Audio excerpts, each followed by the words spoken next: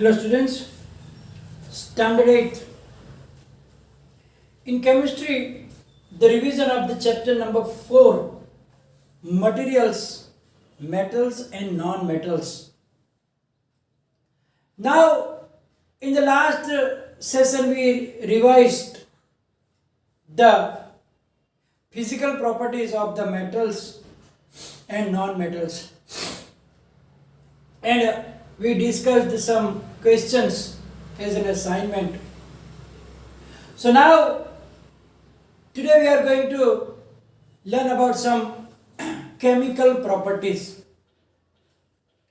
like reaction with the oxygen, reaction with water, reaction with acids and base and so on. So now, first of all, we will talk about the metals, how react with oxygen. We already know about rusting of iron. When the iron is kept in moist weather, open in the air for a long time, we get a brown color powder coating on it. That is the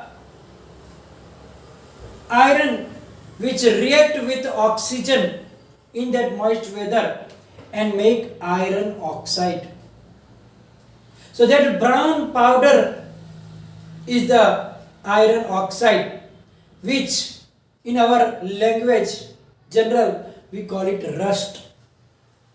So rusting of iron is the reaction of iron with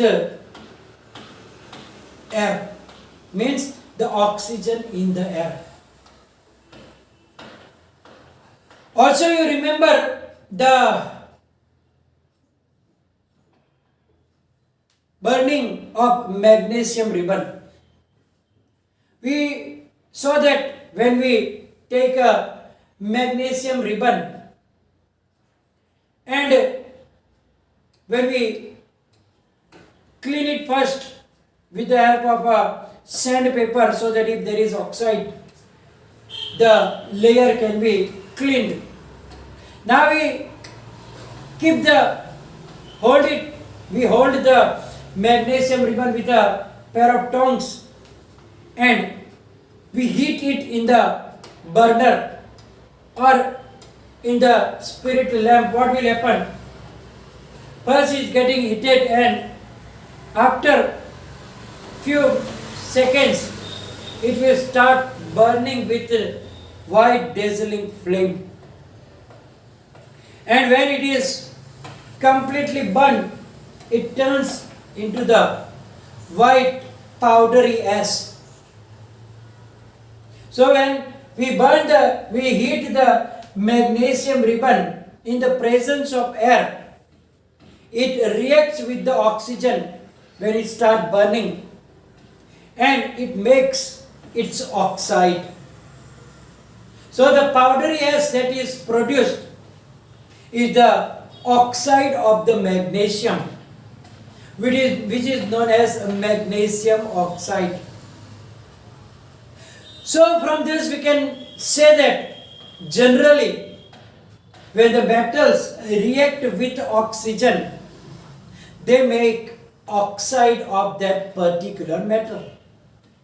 We saw that rust is the oxide of iron, iron oxide, Fe2O3. Similarly, the powdery ash, it is the oxide of magnesium, MgO, magnesium oxide. So generally, as I told you, that metals, when they react with oxygen, then they make the oxide of them. Some of the metals react with oxygen at low temperature, some react with high temperature, but some metals like gold and silver, they do not react with oxygen. So the activity to test the nature of the rust. Means nature means either they are acidic or basic. So now for that what we have to do? We have to collect some rust from the surrounding. You can find so many objects which are rusted already. Then we have to check that, collection a spoonful of rust and dissolve in a very little water. Take little water in the test tube and dissolve that spoonful of rust that you collected, and then you will find that the rust remains suspended in water. Shake it well properly, and then take the red and blue litmus papers, and one by one you can insert them into the test tube and watch the color change. Because we know about the litmus papers and its reaction with acid and base. We know that acid will turn the blue litmus into red, and base will turn red litmus into blue. Now here in the solution of the rust that we dissolve in water, when we insert the blue and red litmus paper, then you will see that the blue litmus paper will stay blue only, but the red litmus paper will turn into blue color. It shows that the nature of the rust is basic nature, because bases have the characteristic to turn the red litmus into blue, and it does not show any color change with the blue litmus. So from this activity we can conclude that the rust is having a basic nature. Now what about the non-metals? Non-metals also react with oxygen, and they also make their oxide. And we can understand the reaction with the help of an activity, in which what we have to do, we have to take a small amount of powdered sulfur in a deflagrating spoon. If the spoon is not available, you can make yourself by taking a metallic cap of a bottle and make a hole and tie a wire, metallic wire around it. So you can make the shape of that deflagrating spoon if you don't have it. Now what we have to do, and first of all we have to take that sulfur powder in that spoon and make it hot. So as soon as sulfur starts burning, then introduce that spoon in a gas jar or a glass tumbler. So when you hold it in a burner and when it starts burning, immediately put that in a gas jar or a glass tumbler and close it with a lid. Make sure that the gas coming is not escaping from the tumbler. So gas must stay inside the jar. Then leave it for a while and take out the spoon slowly, and then add a small quantity of water in the tumbler slowly, so that that gas inside is not coming out, and replace the lid again. What we have to do now, shake the tumbler very well so that gas produced can dissolve in the water. And then you can do the same reaction. You can check the nature by inserting the red and blue litmus paper. So you have to take out that liquid in a watch glass or in some small container and put the red and blue litmus papers in it. Then you will observe that the blue litmus will turn into red and red litmus paper will not show any color change, which shows that the non-metallic oxide are acidic in nature. You can do it with any other type of non-metals like carbon or any other. You will find out the same situation. It means that when non-metals also react with oxygen, they make also the non-metallic oxide, and that non-metallic oxide are acidic in nature. So you must have in your mind that the metallic oxides are basic in nature, because when we dissolve that metallic oxide into water, they turns the red litmus into blue. It means that they are bases. And when we dissolve the non-metallic oxide into water, it turns blue litmus into red, means they are acids. So that is the difference between metal oxide and non-metal oxide. Metal oxides are basic in nature, while non-metal oxides are acidic in nature.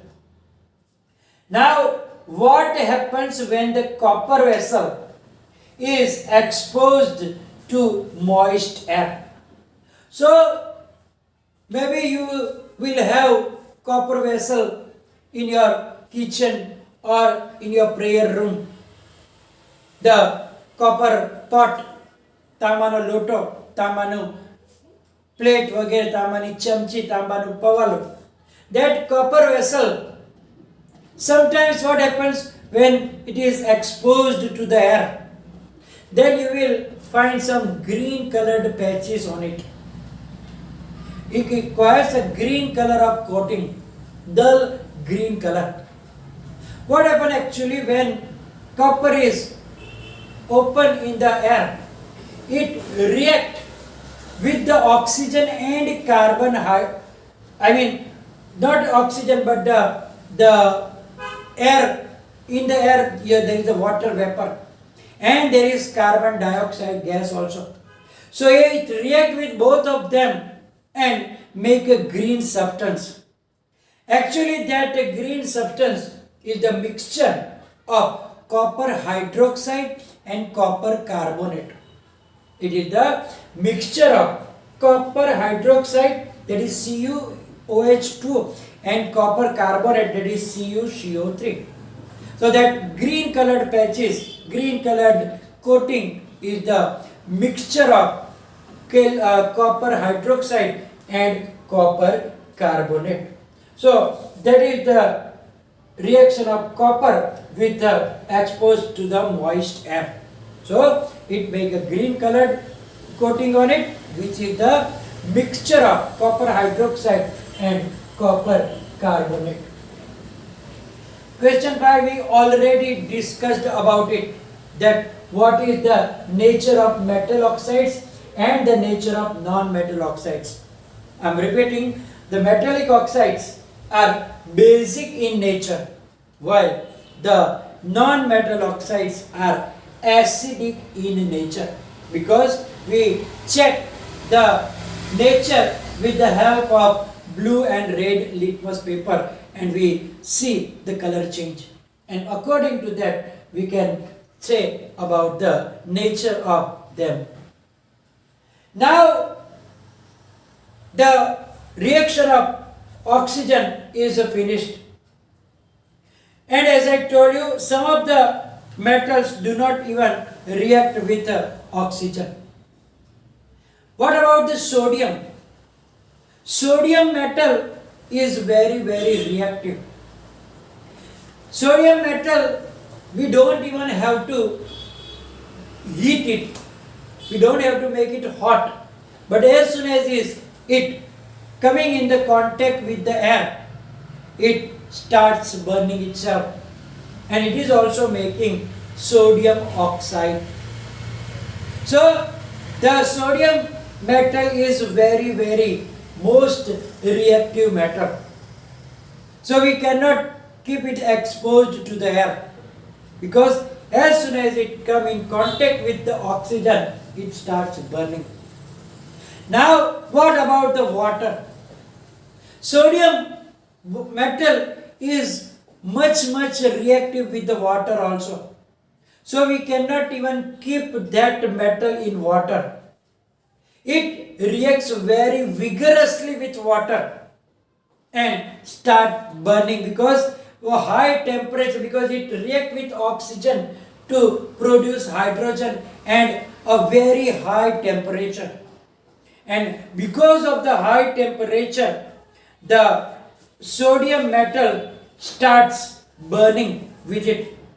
The hydrogen gas will start burning, and then it will make a very dangerous situation. So for that you can take 250 milliliter beaker of glass tumbler with water. Now carefully cut a small piece of sodium metal. Generally sodium metal is kept in kerosene. So just take out and cut a small piece and dry it using some tissue paper, because there will be a layer of kerosene on it. And without wasting time, put it in the water, because if it will come in contact with oxygen, before you throw it in the water, it will start burning. So as soon as you dry it, directly throw it in the water. Then observe what happens. Here you will see that when you put the sodium metal into the water, it starts burning vigorously. Because as I told you, it produces the hydrogen gas, and because of the high temperature also produce, the gas starts burning. And therefore we cannot keep this sodium metal in water also. We cannot keep it in oxygen also, in the air also. So we cannot keep it in any container, because in container also there will be oxygen. So it cannot be kept in oxygen. It cannot be kept also in the water, as we saw that it is very vigorously reacting and start burning. And therefore the sodium metal is kept in the kerosene but not in water. So that is the reason why the metal sodium is not kept in water, not kept in air, but it is submerged in the kerosene, because it does not react with the kerosene. Last one is phosphorus. Phosphorus is a non-metallic element. But now that phosphorus is also same like the sodium. It also, when coming in contact with oxygen, when it is exposed to the air, it is also very reactive. Not the other non-metals, but this phosphorus, it is a very reactive in oxygen.